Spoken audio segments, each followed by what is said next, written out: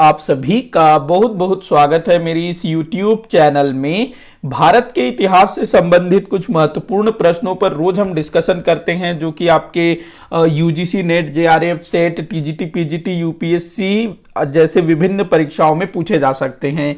तो हम लोग सीधे क्वेश्चंस पर चलते हैं। तो आज का पहला क्वेश्चन दिया हुआ है, सर्वप्रथम स्वयंवर का उल्लेख किस अभिलेख में मिलता है। तो देखिए, स्वयंवर आप लोगों को पता होगा, अगर आप लोगों ने जो पौराणिक सीरियल जो टीवी पर आता था, पौराणिक, जिसमें राजा महाराजा, हमारे जो भी भगवान हैं उनसे संबंधित जो भी धारावाहिक बनते थे, उनको अगर आप लोगों ने देखा होगा तो वहां पर आपने स्वयंवर देखा होगा। इसमें क्या होता था कि जो राजकुमारी होती थी उसको अपना वर चुनने का अधिकार होता था। जैसे माता सीता का स्वयंवर हुआ था, महाभारत में द्रौपदी का स्वयंवर हुआ था। हालांकि जो माता सीता का स्वयंवर था उसमें धनुष पर प्रत्यंचा चढ़ाना था, और वहीं जो महाभारत में द्रौपदी का स्वयंवर दिखाया गया था उसमें मछली की आंख पर निशाना लगाना था। तो कुछ इस तरह से प्रतियोगिता करवाई जाती थी। इसके अलावा नॉर्मली जो स्वयंवर होता था उसमें क्या होता था कि किसी भी राजकुमारी को उसके वर चुनने का उसको अधिकार दिया जाता था। तो विभिन्न देशों के राजाओं, राजकुमारों को आमंत्रित किया जाता था, और राजकुमारी जो है अपनी इच्छा से जिसको भी वह पसंद करे उसके गले में वह हार पहना देती थी। तो इस तरह से जो है स्वयंवर होता था। तो ये जो स्वयंवर है इसका उल्लेख किसी अभिलेख में पहली बार कहां मिलता है, ये आपको बताना है। तो ध्यान रखेंगे, स्वयंवर का उल्लेख जो है अभिलेखों में भी मिलता है। किस अभिलेख में? तो जूनागढ़ अभिलेख में। जूनागढ़ अभिलेख, जूनागढ़ कहां पर है भाई? गुजरात में है ना, जूनागढ़ गुजरात में। और ये जो जूनागढ़ अभिलेख है इसको गिरनार अभिलेख के नाम से भी जाना जाता है। ये जो जूनागढ़ अभिलेख है ये शक छत्रप, शक जो विदेशी थे, शक छत्रप रुद्रदामन द्वारा जारी करवाया गया था। जूनागढ़ अभिलेख को किसके द्वारा? रुद्रदामन द्वारा। ध्यान रखेंगे, ये जो रुद्रदामन है ये शक वंश का शासक था, शक छत्रप। तो इस जूनागढ़ अभिलेख में पहली बार स्वयंवर के विषय में जानकारी मिलती है। जूनागढ़ अभिलेख जो है ना, संस्कृत भाषा का पहला अभिलेख है। ये चीज भी ध्यान रखना, जो भी मैं एक्स्ट्रा बातें बताता हूं उनको आप लोग ध्यान रखेंगे। तो ये संस्कृत भाषा का पहला अभिलेख है जिसमें स्वयंवर का उल्लेख मिलता है।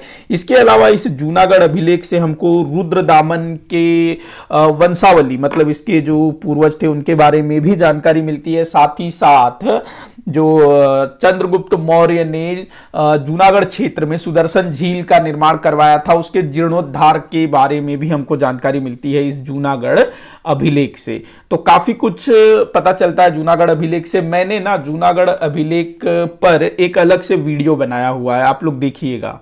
तो आंसर हो जाएगा जूनागढ़ अभिलेख। बाकी अभिलेखों की अगर हम बात करें तो प्रयाग प्रशस्ति, ये समुद्रगुप्त से संबंधित है। समुद्रगुप्त के विजय अभियानों के विषय में जानकारी मिलती है प्रयाग प्रशस्ति से। प्रयाग प्रशस्ति की रचना समुद्रगुप्त के दरबारी कवि हरिसेन द्वारा की गई थी। एहोल प्रशस्ति की अगर हम बात करें तो चालुक्य नरेश पुलकेशिन द्वितीय द्वारा इसको जारी करवाया गया था। पुलकेशिन द्वितीय के जो दरबारी थे रवि कीर्ति, उनके द्वारा इस एहोल प्रशस्ति का रचना किया गया था। एहोल प्रशस्ति भी काफी इंपॉर्टेंट है, इस पर भी मैंने अलग से डिटेल में वीडियो बनाया हुआ है, देखिएगा। नासिक अभिलेख ये सातवाहन शासकों से संबंधित है। आप लोग शासक का नाम बताइएगा नीचे कमेंट बॉक्स में। तो जूनागढ़ अभिलेख पहले क्वेश्चन का आंसर। अगला क्वेश्चन दिया हुआ है, भारतीयों को उच्च पदों से दूर रखने के लिए अंग्रेजों द्वारा क्या प्रयास किए गए थे। तो देखो, जो अंग्रेज थे ना वो कभी भी नहीं चाहते थे कि भारतीय लोग उच्च से उच्च पदों पर जाएं।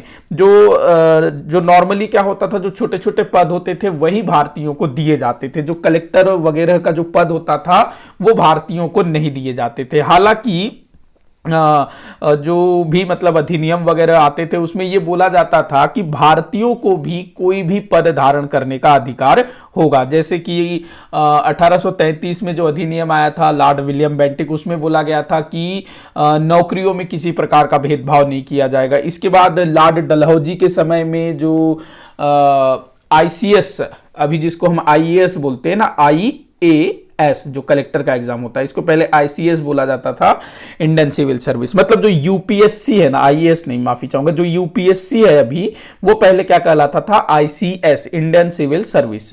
या और अभी ये क्या है, इंडियन एडमिनिस्ट्रेशन सर्विस।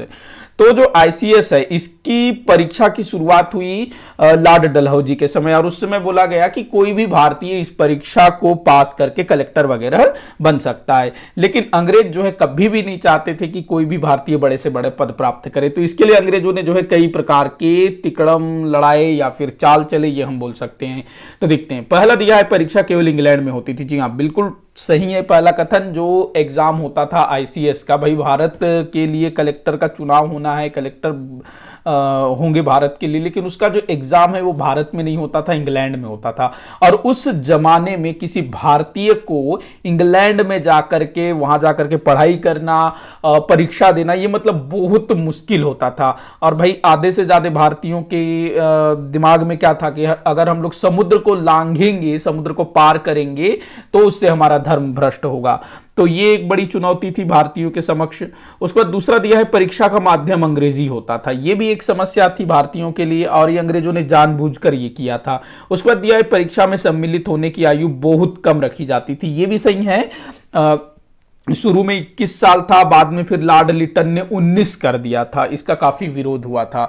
तो मतलब कि कम आयु के बच्चे, आजकल जो हम देख रहे हैं 20, 21, 22 साल के जो लड़के हैं, बच्चे हैं, तो उस उम्र में इस परीक्षा को देना होता था इंग्लैंड जाकर के अंग्रेजी भाषा में। तो सोचो कितना मुश्किल होता रहा होगा। और अगर इस पर भी, इन सभी समस्याओं के बावजूद, अगर कोई भारतीय इस परीक्षा को पास कर लेता और वो कलेक्टर बन जाता, तो उसको जो है सही तरीके से काम करने नहीं दिया जाता था, या फिर उसको किसी भी तरह से डिस्क्वालीफाई कर दिया जाता था। तो ये ध्यान रखेंगे। तो तीनों ही कथन यहां पर सही है। इन सभी तरीकों से जो है भारतीयों को उच्च पदों से दूर रखने का प्रयास किया गया। लेकिन फिर भी काफी सारे भारतीय जो है इस परीक्षा को, आईसीएस की परीक्षा को उत्तीर्ण किए थे। सुभाष चंद्र बोस, इन्होंने भी आईसीएस की परीक्षा उत्तीर्ण की थी ना, टॉपर थे वो, लेकिन छोड़ दिए। अगला क्वेश्चन दिया है कांग्रेस के प्रथम अधिवेशन के अध्यक्ष कौन थे। तो देखो, भारतीय राष्ट्रीय कांग्रेस का जो पहला अधिवेशन है ये हुआ था 1885 में बंबई के गोकुलदास तेजपाल संस्कृत महाविद्यालय में। अध्यक्षता की थी व्योमेश चंद्र बैनर्जी, जिनको WC बैनर्जी भी बोला जाता है। 72 प्रतिनिधि इसमें सम्मिलित थे ना। अगला क्वेश्चन दिया है, जब कांग्रेस का नेतृत्व महात्मा गांधी जी के हाथों में आया, तब उदारवादियों ने किसके नेतृत्व में अखिल भारतीय उदार संघ का गठन किया। तो महात्मा गांधी जो है 1915 में भारत वापस आते हैं। उसके कुछ ही साल बाद लगभग 1920 में जो भारतीय राष्ट्रीय कांग्रेस है उसकी जो कमान है वो गांधी जी के हाथों में आ जाती है, उससे पहले ही आ जाता है। तो जो उदारवादी थे, जैसे कि सुरेंद्रनाथ बनर्जी हो गए, मदन मोहन मालवीय हो गए, गोपाल कृष्ण गोखले हो गए, हालांकि गोखले जी का तो निधन हो गया था काफी पहले, लेकिन और जो भी उदारवादी थे, जो हम पढ़ते हैं ना नरम दल गरम दल, जो नरम दल वाले थे उन्हीं को उदारवादी कहा जाता है। तो ये लोग जो है गांधी जी के जो कार्य हैं या फिर कहें गांधी जी के विचार हैं उससे सहमत नहीं थे। तो ये लोग जो है अलग से एक संघ बना लेते हैं, अखिल भारतीय उदार संघ। किनके नेतृत्व में? सुरेंद्रनाथ बनर्जी के नेतृत्व में। मैंने सब कुछ पढ़ाया हुआ है, ध्यान रखना। अगर आप लोगों ने मेरे वीडियोस को अच्छे से देखा है तो ये क्वेश्चन आप लोगों से आराम से बन जाएगा। अगला दिया है, ऋग्वैदिक काल में युद्ध का कारण होता था। ऋग्वैदिक काल में युद्ध का प्रमुख कारण क्या होता था? मतलब नॉर्मली जो लड़ाइयां होती थी वो किन वजहों से होती थी? देखिएगा, जो हम जैसे पढ़ते हैं ना इतिहास में, जैसे कि अशोक के समय में जो युद्ध हुए थे, चंद्रगुप्त मौर्य के समय में, उसके बाद गुप्तों के समय में, तो सारे जो युद्ध हुए थे वो साम्राज्य विस्तार के लिए होते थे। मध्यकालीन भारत में भी यही होता था, साम्राज्य विस्तार के लिए। लेकिन जो ऋग्वैदिक काल है उस टाइम पर जो युद्ध हुआ करते थे उसका कारण कुछ और ही था। अधिकतर जो युद्ध है वो पशुओं के लिए हुआ करता था। वहीं जो उत्तम चारागाह है, क्योंकि पशु जो गाय है वो काफी ज्यादा इंपॉर्टेंट था, तो उस समय जो अपराध होते थे वो भी पशुओं से संबंधित होता था। जैसे कि गायों की चोरी एक बहुत बड़ा अपराध उस समय था। लोग जो है गायों को चुरा लेते थे और गायों को चुराने की सजा काफी मतलब कठोर सजा भी दी जाती थी। इसके अलावा जुर्माना, दंड वगैरह के रूप में भी गाय को जो है लगाया जाता था, और जिसके पास जितना गाय वो उतना ज्यादा धनवान। उसके बाद देखिएगा उत्तम चारागाह। अब गाय पशु है तो भाई चारागाह भी इंपॉर्टेंट होगा, तो उत्तम चारागाह के लिए भी युद्ध होता था, उत्तम जल स्रोत के लिए भी युद्ध होता था, उत्तम निवास स्थान के लिए भी युद्ध होता था। मतलब उस टाइम पे जो मनुष्य है वो एक तरह से आप समझो कि वो बहुत ज्यादा स्ट्रगल उसका लाइफ रहा होगा।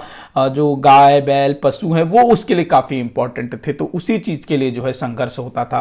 तो यहां पर चारों जो है आपका उत्तर होगा। अगर मान लो यहां पर 1 2 3 की जगह अ ब स ऐसा दिया रहता ना, या ABC, मतलब किसी एक को चुनना होता और क्वेश्चन होता कि ऋग्वैदिक काल में युद्ध का प्रमुख कारण क्या है, तो उसमें आप लगाते पशुओं के लिए।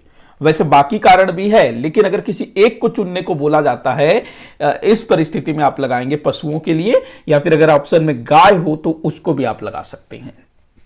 तो यहां आपका उत्तर हो जाएगा 1 2 3 4 द। सॉरी, यहां स लिखा गया है, माफी चाहूंगा, द है ये। अगले क्वेश्चन को हम लोग देखते हैं, ब्रिटिश भारत का अंतिम बड़ा विस्तार कब हुआ? बड़ा ही मतलब आसान क्वेश्चन है, काफी बार पूछा गया है विभिन्न परीक्षाओं में। 1885 बर्मा को जो है भारत में मिला लिया गया, ब्रिटिश भारत में। इस समय गवर्नर जनरल कौन था? डफरिन। सॉरी, गवर्नर जनरल ने, ये भारत का वायसराय था, डफरिन। अगला क्वेश्चन दिया है, लाला लाजपत राय की हत्या के लिए कौन जिम्मेदार था? तो लाला लाजपत राय जो कि गरम दल के नेता थे, तो इनकी हत्या के लिए जिम्मेदार कौन था? तो स्कॉट। देखिएगा 1928 में साइमन कमीशन का भारत आगमन होता है, और साइमन कमीशन का काम क्या था? तो भाई भारतीयों के भविष्य का फैसला करना, लेकिन इस साइमन कमीशन में कोई भी भारतीय नहीं था, तो इसका जो है देश भर में विरोध हुआ। लाला लाजपत राय के नेतृत्व में जो लोग थे, क्रांतिकारी लोग थे, वो भी जो है क्या कहते हैं, साइमन कमीशन का विरोध करते हैं, साइमन गो बैक के नारे लगाए जाते हैं। और ऐसा ही एक बार जुलूस निकाला गया था जिसमें साइमन गो बैक के नारे लगाए जा रहे थे, लाला लाजपत राय जी उसमें शामिल थे। तो जो स्कॉट है जो कि एक पुलिस अधिकारी था, इसने जो है लाला लाजपत राय के ऊपर लाठियां बरसाने का ऑर्डर दिया, तो इसी के कारण जो है लाला लाजपत राय जी की मृत्यु हुई। 17 नवंबर 1928 को इनकी मृत्यु हुई। इन पर जो लाठीचार्ज है वो पहले हुआ था, मेरे ख्याल से 20 अक्टूबर 1928 को इनके ऊपर लाठीचार्ज हुआ था, और 17 नवंबर 1928 को इनकी मृत्यु हो गई अस्पताल में। इसके बाद फिर जो भगत सिंह है, चंद्रशेखर आजाद है, ये सब फिर मिलकर के डिसाइड करते हैं कि हमको लाला लाजपत राय जी की हत्या का बदला लेना है, और वो जो है स्कॉट के धोखे से सॉन्डर्स की हत्या कर देते हैं। तो सॉन्डर्स हत्याकांड हम पढ़ते हैं ना, तो वो स्कॉट को मारने गए थे, लेकिन गलती से मारा गया सॉन्डर्स। अगले क्वेश्चन को हम लोग देखते हैं, सुमेलित करने को बोला जा रहा है। तो ये जो है ना कुछ ब्रिटिश कालीन प्रथाएं हैं जो मतलब कुछ कुछ चलता था वो, और उसका अर्थ। ददनी प्रथा की अगर हम बात करें तो ये जो ददनी प्रथा है ये अंग्रेजों द्वारा किसानों को अग्रिम पेशगी जो दी जाती थी ना, उसको ददनी प्रथा कहा जाता था। मान लो जो अंग्रेज हैं वो बोलते थे कि भाई हमको नील की खेती करके दो, ये खेती करके दो, कपास की खेती करके दो, तो वो एडवांस कुछ पैसा दे देते थे किसानों को, तो ये होता था ददनी प्रथा। उसके बाद दिया है जजमानी प्रथा। जजमानी प्रथा जो है भारत के गांवों में काफी चला करता था। क्या होता है कि गांव में जो है ना अलग अलग प्रकार के लोग होते हैं, तो कोई किसान है, कोई जो है व्यापारी है, कोई जो है जुलाहा है, कपड़े बनाता है, कोई मोची है, कोई लोहार है। तो जो इस तरह के जो कारीगर टाइप के लोग होते हैं, तो उनके पास जो है खेत वगैरह होता नहीं है, खेती वो करते नहीं है। जैसे मान लो जो लोहार है तो उसने कुछ बनाया, तो वो जो है किसान को देगा, मतलब जो भी हल से संबंधित चीजें हैं, फावड़ा वगैरह, जो भी खेती किसानी में लगने वाले जो औजार हैं, वो जो लोहार है वो किसान को देगा, बदले में किसान जो है उसको कुछ अनाज देगा। तो ये एक तरह का अदला बदली हुआ, तो इसी को क्या कहा जाता था? जजमानी प्रथा। तो किसानों व कारीगर के उत्पादन की अदला बदली। तीन कठिया प्रथा ये नील की खेती से संबंधित था। कम्युनिटी प्रथा ये अंग्रेजों द्वारा किसानों को बंधुआ मजदूरी। जो कम्युनिटी प्रथा है ये बंधुआ मजदूरी, मतलब किसी ने मतलब कि मान लो कोई जमींदार है या कोई पैसे वाला व्यक्ति है, उसने किसी किसान को पैसे उधार दिए, लेकिन उस किसान ने पैसे जो है वापस चुकाया नहीं, तो ऐसे में उसको जो है उसके घर में काम करना होगा फ्री में। तो ये होता था बंधुआ मजदूरी या फिर कमियोटी प्रथा। तो कूट क्या बन रहा है भाई, 2, उसके बाद 4, उसके बाद 3, उसके बाद 1, 2 4 3 1, ये जो है आपका कूट बन रहा है 2 4 2 4 3 1 ना। हाँ, अगले क्वेश्चन को हम लोग देखते हैं, भारत विभाजन की रूपरेखा किसने तैयार की थी। तो भाई भारत विभाजन की रूपरेखा तैयार करने वाले प्रमुख व्यक्ति थे वीपी मेनन। कौन थे? वीपी मेनन। अगला क्वेश्चन दिया है, विदेशी वस्तुओं के बहिष्कार का प्रथम उल्लेख किसने किया था। बहुत अच्छा क्वेश्चन हो सकता है ये। तो यहां पर आपका आंसर होगा भोलानाथ चंद्र। भोलानाथ चंद्र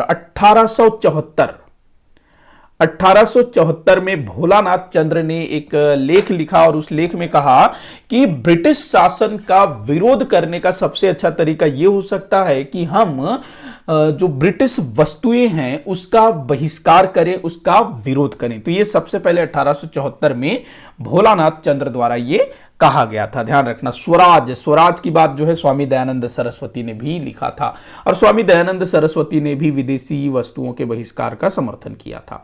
तो भोलानाथ चंद्र, ध्यान रखना। अगला क्वेश्चन दिया है, मुंबई के गेटवे ऑफ इंडिया की स्थापना किसने की थी। तो भाई अंग्रेजों ने इसकी स्थापना की थी वर्ष 1911 में। वर्ष 1911 में जब ब्रिटेन के सम्राट जॉर्ज पंचम और महारानी मैरी का भारत आगमन हुआ, तो उनके स्वागत के लिए बंबई में जो है गेटवे ऑफ इंडिया स्थापित किया गया, जो आज भी है ना, जहां से मतलब जो ताज अटैक हुआ था 2008 में, तो वो लोग वहीं से आए थे जहां तक गेटवे ऑफ इंडिया से। अगले क्वेश्चन की ओर हम बढ़ते हैं। तो अगला क्वेश्चन दिया हुआ है, चतुर्थ आंग्ल मैसूर युद्ध के पश्चात मैसूर का राज्य किसे सौंपा गया। चतुर्थ आंग्ल मैसूर युद्ध हुआ था 1799 में। टीपू सुल्तान और अंग्रेजों के बीच टीपू सुल्तान इस युद्ध में मारे जाते हैं। इसके बाद जो है ना, वाडियार वंश के एक बालक को मैसूर का राजा बना दिया जाता है। वाडियार वंश, देखो जो टीपू सुल्तान के पिता थे हैदर अली, वो जो है वाडियार वंश से ही सत्ता प्राप्त किए थे। तो वाडियार वंश के एक बच्चे को जो है मैसूर का राजा बना दिया जाता है अंग्रेजों के नियंत्रण में। तो ये ध्यान रखेंगे। तो ये मेरे ख्याल से लास्ट क्वेश्चन था। हाँ, लास्ट क्वेश्चन था। तो इसी के साथ आज का ये वीडियो यहीं पर समाप्त होता है। आप लोग मुझे कमेंट करके बताइएगा कि आपसे कितने क्वेश्चन सॉल्व हुए। किसी भी क्वेश्चन में कोई भी डाउट हो जरूर बताइएगा। वीडियो को जितना हो सके उतना आप शेयर करिएगा, लाइक करिएगा, चैनल को सब्सक्राइब करिएगा। वीडियो को आखिर तक देखने के लिए बहुत बहुत धन्यवाद।